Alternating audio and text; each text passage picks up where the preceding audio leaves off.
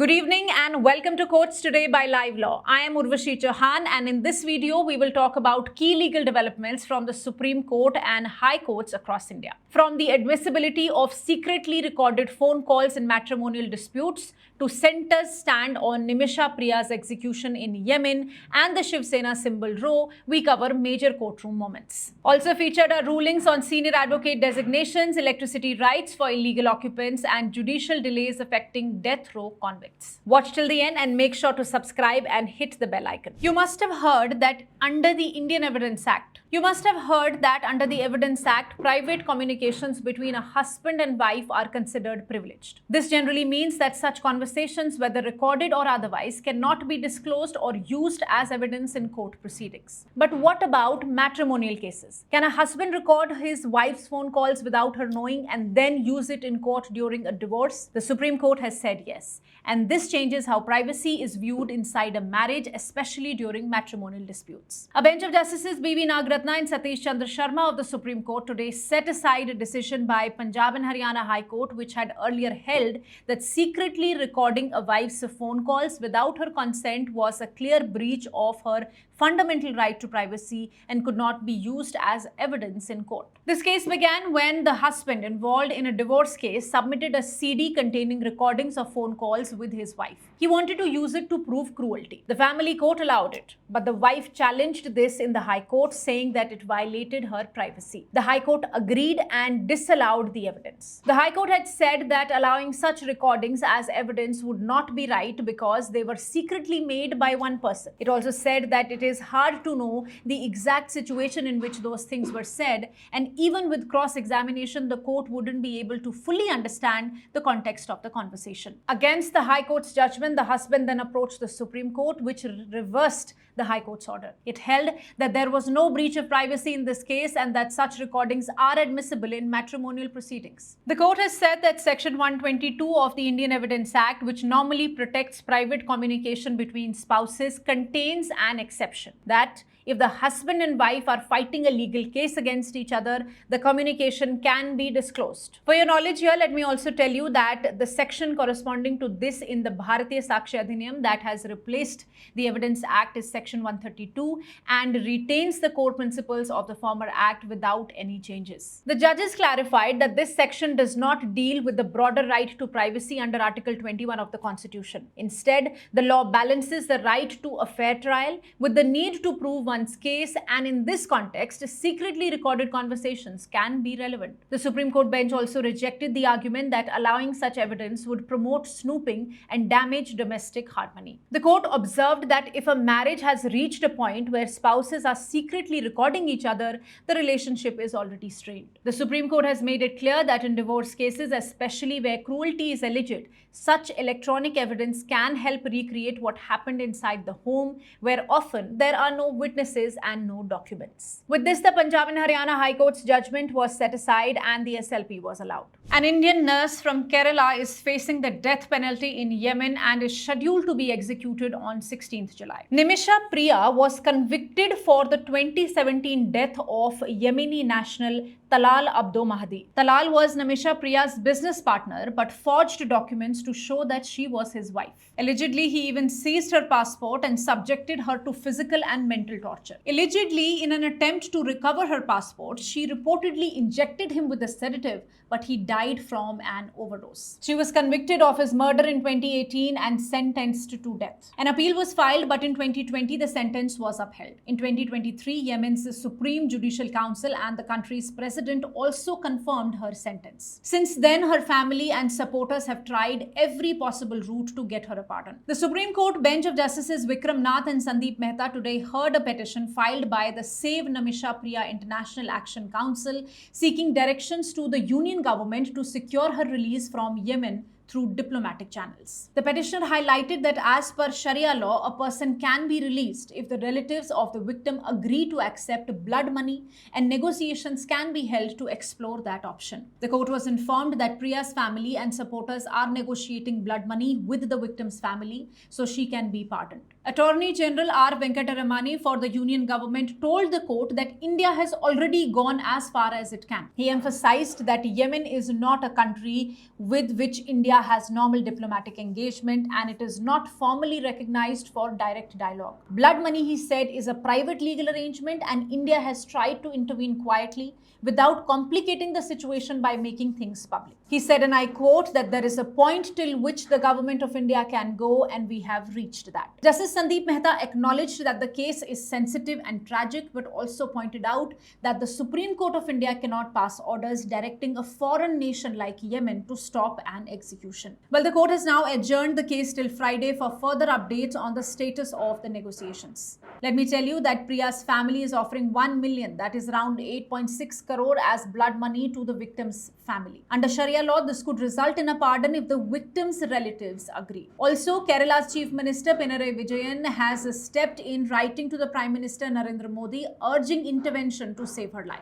A similar appeal was made earlier to the External Affairs Minister S. Jaishankar. As of now, her fate depends on whether the victim's family accepts the blood money and grants her a pardon. The Supreme Court today observed that a High Court does have the power to designate an advocate as senior advocate on its own without any application, as long as the process is fair and meets the constitutional standards set by the Supreme Court. With this, the top court has set aside a 2021 decision of the Orissa High Court that had struck down Rule 6 Clause 9 of the High Court of Orissa Designation of Senior Advocate Rules 2019. This rule allowed the High Court to suo moto, that is on its own, designate an advocate as a senior advocate without any formal application or proposal. The Orissa High Court had earlier ruled that this power goes against the Supreme Court's 2017 guidelines laid down in the Indira Jaising judgment. That judgment had recognized only two routes for designation: a written proposal by judges or an application by the advocate. But now the Supreme Court bench of Justices J.B. Pardiwala and R. Madhavan has disagreed with that interpretation. The court relied heavily on its own recent decision in Jitendra versus State Government of NCT of Delhi,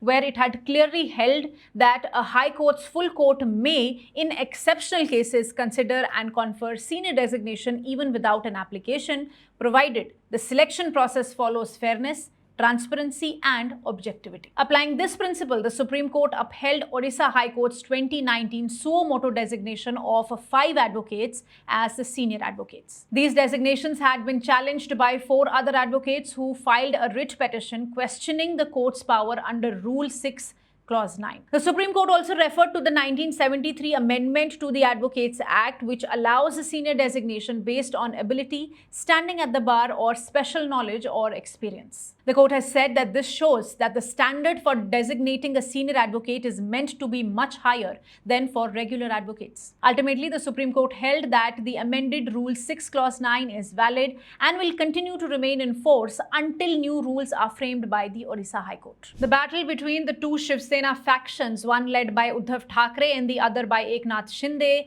has been one of the most high-stakes political and legal showdowns in recent times. At the heart of it lies a powerful symbol, the bow and arrow symbol of the party and the very identity of the Shiv Sena. Now the Supreme Court is set to take a final call on the matter in August. A plea filed by Uddhav Thackeray challenging the Election Commission's decision to give the official name and symbol of the Shiv Sena to the Eknath Shinde faction was taken up by the Supreme Court today. The matter came up before a bench of Justices Suryakant and Joy Mallya Bagchi in response to Uddhav Thackeray's application seeking interim reliefs, especially in view of the upcoming Maharashtra local body elections. Thackeray's counsel, Senior Advocate Kapil Sibal, asked the court to put in place temporary arrangements similar to what was done in the NCP case, where Ajit Pawar's group was directed to publicly state that its use of the NCP symbol was subject to Supreme Court's final verdict in the Sharad Pawar case. However, Justice Suryakant indicated that instead of temporary solutions, it was time to decide the main issue itself. The court said that the matter would be heard in August. Let me tell you, this matter has already been mentioned twice earlier for urgent listing, especially after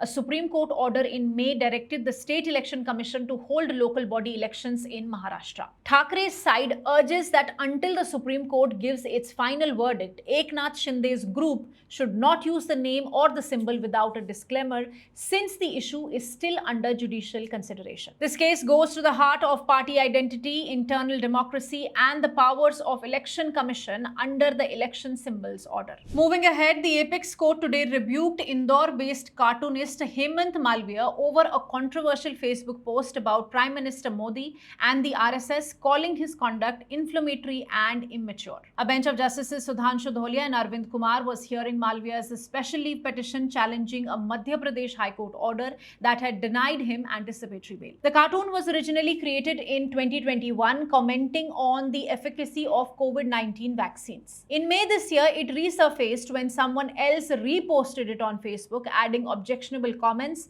related to government's caste census decision. Malviya shared and endorsed this repost, which then led to an FIR against him. During the hearing today, advocate Vrinda Grover, appearing for Malviya, said that the cartoon might have been in poor taste, but it was not a criminal offense. She added that Malviya only owned the visual, not the added text, and agreed to delete the post and make a public statement distancing himself from the objectionable remarks. The court said that it was inflammatory and remarked that comedians, cartoonists, etc., they need to look at their conduct. Grover requested interim protection, pointing out that police were at Malviya's door and that this case involves personal liberty. However, Additional Solicitor General K.M. Nataraj, appearing for the state, opposed the bail. He said that the post was clearly offensive, causing social disharmony and part of a larger trend across the country that leads to breakdown of law and order. Well, the matter has been posted for further hearing tomorrow. Stay tuned for more updates. In a significant ruling, the Calcutta High Court's circuit bench at Port Blair has held that illegal occupants of government revenue land cannot be denied electricity connections just because they fail to produce ownership documents listed in Clause 5.30 of the Joint Electricity Regulatory Commission Regulation 2018. The case came up before Justice Krishna Rao, who was hearing a plea filed by a woman named Krishnavati, whose application for a power connection had been rejected. She lives in a house built on government land but has no official ownership documents. Her request for electricity was denied under the 2018 regulation, which requires certain documents for new connections. Justice Rao noted that while Clause 5.30 outlines documentation norms, it should not be used to block access to essential services like electricity. The Electricity Department on its part argued that they were simply following the rules. But the court disagreed and said that merely living without documents does not mean a person should live without basic utilities. The High Court also referred to a previous similar ruling where it was held that electricity is a basic need and denying it solely for want of title documents is not justified. The court has set aside the earlier order rejecting the woman's application and directed the department to grant her an electricity connection within 4 weeks once she completes other formalities. The state of Kerala today informed the Supreme Court that it wishes to withdraw its 2 petitions filed against the Kerala governor, which relate to delays in giving assent to bills passed by the Kerala Legislative Assembly. Appearing for the state, senior advocate K.K. Venugopal told a bench of Justices P.S. Narasimha and A.S. Chandorkar that the issue had become infructuous, especially in view of Supreme Court's recent judgment in the Tamil Nadu governor case, which clarified key constitutional principles around governors' roles. If you recall, the Supreme Court has ruled against the Tamil Nadu governor for delaying assent to 10 bills passed by the Assembly. The court had made it clear that governors are bound to act on the aid and advice of Council of Ministers, that delays in granting assent violates the spirit of the Constitution, and that withholding assent indefinitely is not permissible. The state of Kerala today said that these legal principles laid down in the Tamil Nadu case already clarify its concerns, so rather than to pursue separate litigation, it is choosing to withdraw its petitions. But you must also know here that the President of India has recently referred several constitutional questions on the governor's role to the Supreme Court for its advisory opinion. Today, Attorney General R. Venkataramani and Solicitor General Tushar Mehta, appearing for the Union government, opposed the withdrawal, urging the court to wait for upcoming presidential reference under Article 143, which will deal with broader constitutional questions about governors' powers in granting assent. Justice Narasimha noted that since the state is the dominus litis, that is the master of its case, it has the right to withdraw, but the court ultimately posted the matter for next week, hinting that it may consider linking it to the presidential reference for a broader constitutional discussion. In another update, the top court today issued notice in a plea filed by 10 convicts, many of whom are facing the death penalty, claiming that the Jharkhand High Court has not delivered judgments on their criminal appeals even 2 to 3 years after reserving them. A bench of Justices Suryakant and Joy Malya Bagchi also issued notice on applications seeking suspension of sentence. Interestingly, in all these 10 delayed cases, the same High Court judge had reserved the verdicts. Out of the 10 convicts, let me tell you, 6 have been sentenced to death, and their appeals have been pending before the Jharkhand High Court since 2018-2019. Despite hearings concluding in 2022-23, judgments in these cases have not yet been pronounced. Some of the convicts have already spent over 16 years in custody, while 9 of them continue to remain lodged in Birsa Munda Central Jail, Ranchi. One was recently released on bail. The convicts in the petition say that their fundamental right under Article 21, that is the right to life and speedy trial, is being violated. They have cited Supreme Court's own judgments which criticize courts for reserving judgments indefinitely. The petitions also refer to Jharkhand High Court rules which mandate that reserved judgments should ideally be pronounced within 6 weeks. Well, this isn't the first time the issue has come up. In an earlier similar case involving 4 convicts, the top court had sought a report from the Registrar General of the Jharkhand High Court, and soon after, judgments were finally pronounced. In those, 3 were acquitted and 1 was released on bail. Also, let me tell you, at today's hearing, Advocate Fawzia Shakil, appearing for the petitioners, pointed out that the Jharkhand High Court's report only included 2 out of the 10 cases, even though all had been pending for years. And lastly, the Karnataka High Court has quashed termination of Dr. Manjunath R., a guest lecturer in the Department of Journalism and Mass Communication at Bengaluru North University, who was removed from service after he gave a press statement about alleged misuse of government funds in the Kolar district. In a press meet, Dr. Manjunath had said that although grants were sanctioned for Kolar, which is a mines-affected area, they were not reaching the people who needed them. He was accused of making allegations against public officials, including the Higher Education Minister and the Deputy Commissioner. The university called this misconduct and terminated his contract and barred him from applying again for 3 years. Dr. Manjunath argued that he was not targeting any university officials, that he was simply exercising his freedom of speech under Article 19(1)(a) of the Constitution as a citizen concerned about local development. Justice H.T. Narendra Prasad agreed and noted that the press statement was not directed at the university. The statement was protected by Article 19(1)(a), that is right to freedom of speech, and that simply voicing concern as a local resident does not amount to misconduct.